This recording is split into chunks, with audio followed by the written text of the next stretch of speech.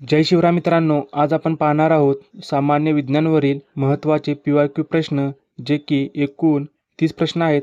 मित्रांनो, लक्षात घ्या, हे प्रश्न मागील 5 वर्षांमध्ये विचारलेले रिपीटेड प्रश्न आहेत. त्यामुळे एक प्रश्न महत्त्वाचा आहे. मित्रांनो, तुम्ही जर पोलीस, शिपाई, चालक, कारागृह आणि बॅट्समनची तयारी करत असाल तर हे प्रश्न तुमच्यासाठी महत्त्वपूर्ण आहेत. मित्रांनो, तसेच तुम्ही जर आपल्या यूट्यूब चॅनलवर पहिल्यांदा आला असाल तर नक्की सबस्क्राईब करा. तर चला मित्रांनो, आजचा पहिला प्रश्न पाहू. मानवी रक्ताचा सामू किती असतो? मानवी रक्ताचा सामू किती असतो? तर याचं बरोबर उत्तर होईल 7.4. मानवी रक्ताचा सामू असतो 7.4. ऑप्शन 3 आपलं बरोबर उत्तर होईल. दुसरा प्रश्न आहे, खालीलपैकी सर्वात हलका वायू कोणता? या 4 ऑप्शनमधील सर्वात हलका वायू कोणता आहे? कमेंट करून सांगा मित्रांनो. तर हेलियम हा सर्वात हलका वायू आहे. हेलियम सर्वात हलका वायू आहे. ऑप्शन 1 आपलं बरोबर उत्तर होईल. तिसरा प्रश्न, सोडियमचे रासायनिक सूत्र कोणते? IMP प्रश्न मित्रांनो, 2 वेळा हा प्रश्न रिपीट झाला आहे. सोडियमचे रासायनिक सूत्र कोणते? याचं उत्तर होईल Na. ऑप्शन 3 आपलं बरोबर उत्तर होईल. पुढचा प्रश्न आहे, अग्निशमन यंत्रामध्ये कोणता वायू वापरतात? चला कमेंट करून उत्तर सांगा. अग्निशमन यंत्रामध्ये कोणता वायू वापरतात? तर मित्रांनो, अग्निशमन यंत्रामध्ये कार्बन डायऑक्साईड हा वायू वापरतात. ऑप्शन 2 आपलं बरोबर उत्तर होईल. पुढचा प्रश्न, खालीलपैकी कोणता शुष्क बर्फ असे म्हणतात? महत्त्वाचा प्रश्न आहे मित्रांनो. शुष्क बर्फ कशाला म्हटले जाते? तर कार्बन डायऑक्साईडला.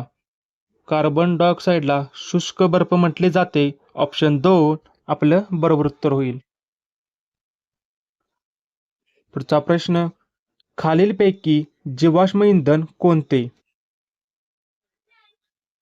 4 ऑप्शनमधील जीवाश्म इंधन कोणते आहे? कमेंट करून सांगा मित्रांनो. सर्व प्रश्न महत्त्वपूर्ण आहेत, PYQ आहेत, त्यामुळे एक प्रश्न तुमच्यासाठी भरतीच्या दृष्टीने महत्त्वाचा आहे. खालीलपैकी जीवाश्म इंधन कोणते? याचं उत्तर होईल पेट्रोलियम. जीवाश्म इंधन आहे पेट्रोलियम. ऑप्शन 3 आपलं बरोबर उत्तर होईल. पुढील प्रश्न आहे, सोडियम बायकार्बोनेटला कोणत्या नावाने ओळखले जाते? सोडियम बायकार्बोनेटला कोणत्या नावाने ओळखले जाते? तर खाण्याचा सोडा. लक्षात घ्या मित्रांनो, सोडियम कार्बोनेटला खाण्याचा सोडा असे म्हटले जाते. ऑप्शन 2 आपलं बरोबर उत्तर होईल. पुढचा प्रश्न आहे, नॉनस्टिक भांड्यांना कशाचे आवरण देतात? IMP प्रश्न, रिपीट प्रश्न होऊ शकतो हा. नॉनस्टिक भांड्यांना कशाचे आवरण देतात? तर टेफ्लॉन. नॉनस्टिक भांड्यांना टेफ्लॉनचे आवरण देतात. ऑप्शन 2 आपलं बरोबर उत्तर होईल. पुढचा प्रश्न आहे, वायुरूप पदार्थाचे द्रव्यरूप पदार्थात रूपांतर होण्याच्या प्रक्रियेला काय म्हणतात? वायुरूप पदार्थाचे द्रव्यरूप पदार्थात रूपांतर होण्याच्या प्रक्रियेला काय म्हणतात? याचं उत्तर होईल सांद्रीभवन. वायुरूप पदार्थाचे द्रव्यरूप पदार्थात रूपांतर होण्याच्या प्रक्रियेला म्हणतात सांद्रीभवन. ऑप्शन 1 आपलं बरोबर उत्तर होईल. पुढचा प्रश्न आहे मित्रांनो, काळे सोने कशाला संबोधले जाते? इथं सर्व मित्रांनो, इथे लक्षात घ्या, हे सर्व ऑप्शन चुकीचे आहेत. चला तुम्ही याचे उत्तर कमेंट करून सांगा. तुमच्यासाठी होमवर्क आहे, याचे उत्तर कमेंट करून सांगायचे आहे तुम्हाला. काळे सोने कशाला संबोधले जाते? कमेंट करून उत्तर सांगा. चला पुढच्या प्रश्नाकडे जाऊ. मानवाच्या शरीरावरील केस व नखे कशाने बनलेले असतात? महत्त्वपूर्ण प्रश्न मित्रांनो. मानवाच्या शरीरावरील केस व नखे कशाने बनलेले असतात? तर प्रथिने. मित्रांनो, मानवाच्या शरीरावरील केस व नखे हे प्रथिनेपासून बनलेले असतात. ऑप्शन 2 आपलं बरोबर उत्तर होईल. पुढचा प्रश्न. पोलिओमुळे शरीराच्या कोणत्या भागावर प्राधान्याने परिणाम होतो? चला मित्रांनो, कमेंट करून उत्तर सांगा. पोलिओमुळे कोणत्या अवयवावर परिणाम होतो? याचं उत्तर होईल मज्जासंस्था. पोलिओमुळे मज्जासंस्थेवर परिणाम होतो. ऑप्शन 4 आपलं बरोबर उत्तर होईल. पुढचा प्रश्न. हत्तीपाय हे लक्षण कोणत्या रोगामध्ये आढळते? हत्तीपाय हे लक्षण कोणत्या रोगामध्ये आढळते?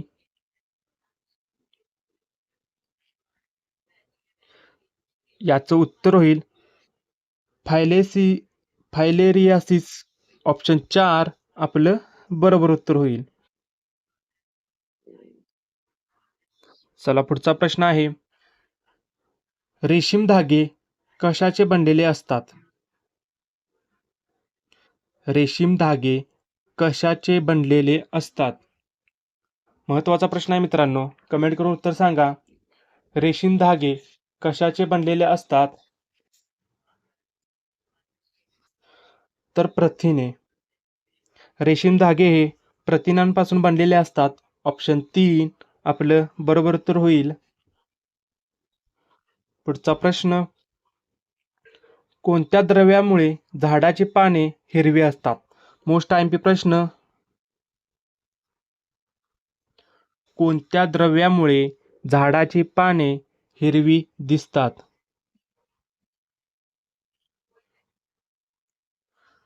तर झाडाची पाने हिरवी दिसतात क्लोरोफिलमुळे. लक्षात घ्या मित्रांनो, झाडाची पाने ही क्लोरोफिल या द्रव्यामुळे हिरवी दिसतात. ऑप्शन 1 आपलं बरोबर उत्तर होईल. चला पुढचा प्रश्न आहे. टॅमॅटोला लाल रंग कोणत्या रासायनिक पदार्थामुळे असतो? चला मित्रांनो, कमेंट करून उत्तर सांगा. लास्टला तुम्ही कमेंट करून तुमचा स्कोर सांगायचा आहे. 30 पैकी किती मार्क्स तुम्ही घेतले या टेस्टमध्ये. टोमॅटोला लाल रंग कोणत्या रासायनिक पदार्थामुळे असतो? तर टोमॅटोला लाल रंग असतो लायकोपिनमुळे. लायकोपिनमुळे टोमॅटोला लाल रंग असतो. ऑप्शन 4 आपलं बरोबर उत्तर होईल. पुढील प्रश्न. युरिया खतामध्ये नत्राचे प्रमाण किती असते? चला, महत्त्वाचा प्रश्न आहे हा. आयएमपी करून घ्या. युरिया खतामध्ये नत्राचे प्रमाण किती असते? ऑप्शन तुमच्या समोर आहेत. याचं उत्तर होईल 46. युरियामध्ये नत्राचे प्रमाण असते 46%. ऑप्शन 3 आपलं बरोबर उत्तर होईल. पुढचा प्रश्न आहे. न्यूटनचे गतिविषयक एकूण किती नियम आहेत? हा प्रश्न खूप वेळा रिपीट झाला आहे. प्रत्येक एक्झामला हा प्रश्न विचारला जातो. न्यूटनचे गतिविषयक एकूण किती नियम आहेत?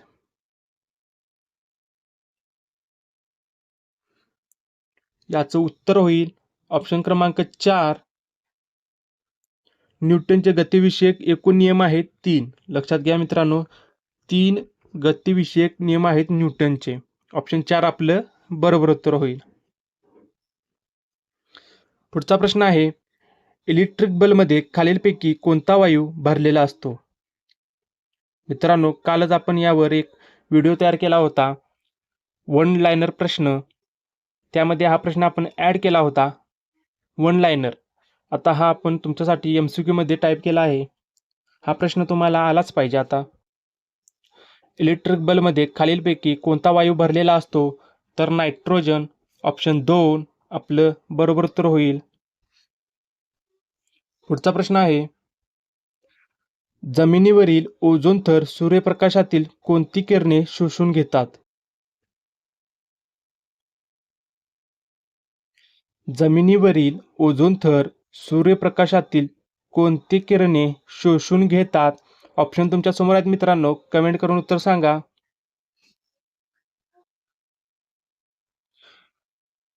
मित्रांनो, याचं उत्तर होईल अवरक्त किरण. जमिनीवरील ओझोन थर सूर्यप्रकाशातील किरणे म्हणजे की अवरक्त किरणे शोषून घेतात. ऑप्शन 2 आपलं बरोबर उत्तर होईल. पुढील प्रश्न आहे, हिरा चमकदार दिसतो कारण डॅश डॅश. मित्रांनो, हिरा चमकदार का दिसतो याचे कारण सांगा. परावर्तन, अपवर्तन, पूर्ण आंतरिक परावर्तन आणि प्रकिरण. ऑप्शन 4 तुमच्या समोर आहेत. हिरा चमकदार का दिसतो याचं उत्तर होईल पूर्ण आंतरिक परावर्तनामुळे हिरा चमकदार दिसतो. ऑप्शन 3 आपलं बरोबर उत्तर होईल. पुढील प्रश्न आहे, लेझरच्या सहाय्याने पर्यावरण संनियंत्रित करण्याच्या तंत्राला काय म्हणतात? कन्फ्यूज होऊ शकता या प्रश्नामध्ये तुम्ही नक्की. मित्रांनो, प्रश्न नीट वाचा.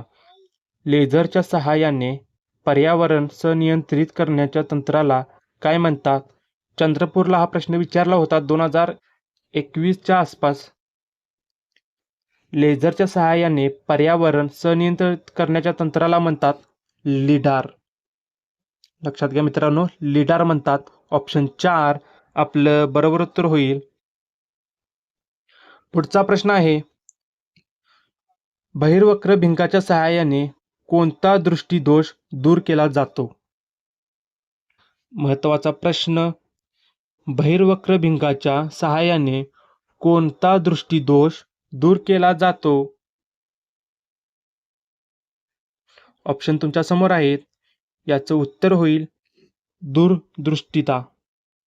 बहिर्वक्र भिंगाच्या सहाय्याने दूरदृष्टिता दूर केला जातो. ऑप्शन 2 आपलं बरोबर उत्तर होईल. प्रश्न आहे, मानवी डोळ्याचे सुस्पष्ट दृष्टीचे लघुत्तम अंतर किती सेमी असते? चला मित्रांनो, मानवी डोळे जास्तीत जास्त किती सेमी अंतरचे स्पष्टपणे पाहू शकतो असा प्रश्न आहे मित्रांनो. मानवी डोळ्याचे सुस्पष्ट दृष्टीचे लघुत्तम अंतर किती असते? तर 25 सेमी. ऑप्शन 2 आपलं बरोबर उत्तर होईल. पुढचा प्रश्न आहे मित्रांनो, पाण्यामध्ये अर्धवट बुडवून ठेवलेली काठी तिरपी दिसते, हे प्रकाशाच्या डॅश डॅशचे उदाहरण आहे. पाण्यामध्ये अर्धवट बुडवून ठेवलेली काठी तिरपी दिसते, हे कोणत्या प्रकारचे उदाहरण आहे? याचं उत्तर होईल अपवर्तन. पाण्यामध्ये अर्धवट बुडवून ठेवलेली काठी तिरपी दिसते, हे प्रकाशाच्या अपवर्तनाचे उदाहरण आहे. ऑप्शन 1 आपलं बरोबर उत्तर होईल. चला पुढील प्रश्न पाहू. खालीलपैकी कोणत्या भूकंप लहरी द्रव्य पदार्थातून जात नाही?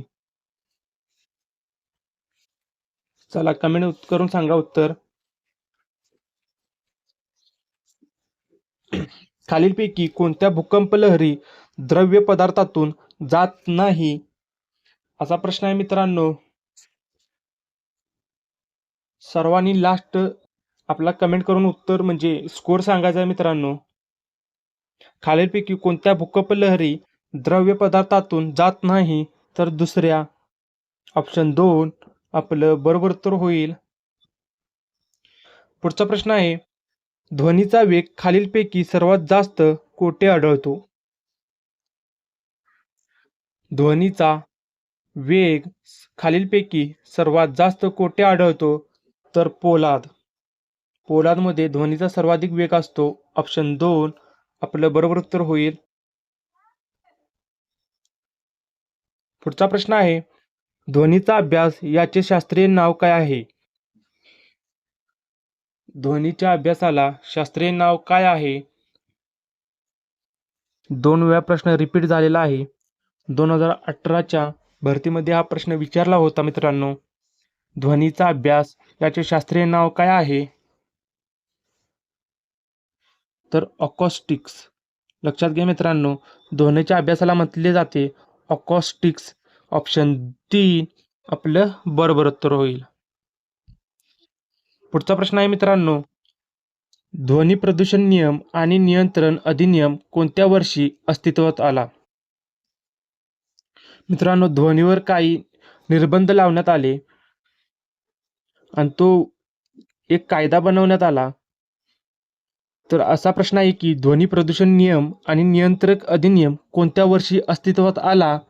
तर 2000 साली. मित्रांनो लक्षात घ्या, 2000 साली ध्वनी प्रदूषण नियम आणि नियंत्रण अधिनियम अस्तित्वात आला आहे.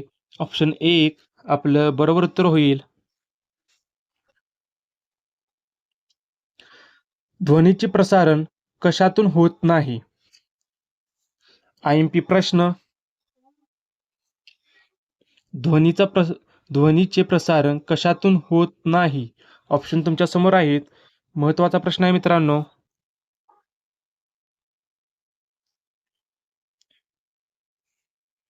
या टेस्टचा लास्टचा प्रश्न आहे मित्रांनो, ध्वनीचा प्रसारण कशातून होत नाही? लास्ट प्रश्न. चला बघू कोण आज टॉप करते स्कोर. कमेंट करून तुमचा स्कोर सांगायचा आहे मला. ध्वनीचे प्रसारण कशातून होत नाही? तर निर्वात पोकळीतून ध्वनीचे प्रसारण होत नाही. ऑप्शन 4 आपलं बरोबर उत्तर होईल. मित्रांनो आजची पूर्ण टेस्ट झाली आहे. महत्त्वाचे 30 प्रश्न आपण घेतले आहेत मागील 5 वर्षातील, म्हणजे की 5 भरतीतील आपण हे 30 प्रश्न घेतलेले आहेत. मित्रांनो परत एकदा सांगतो, जर तुम्ही आपल्या यूट्यूब चॅनलवर पहिल्यांदा आला असाल तर नक्की सबस्क्राईब करा आणि या व्हिडिओला एक लाईक करा. चला धन्यवाद.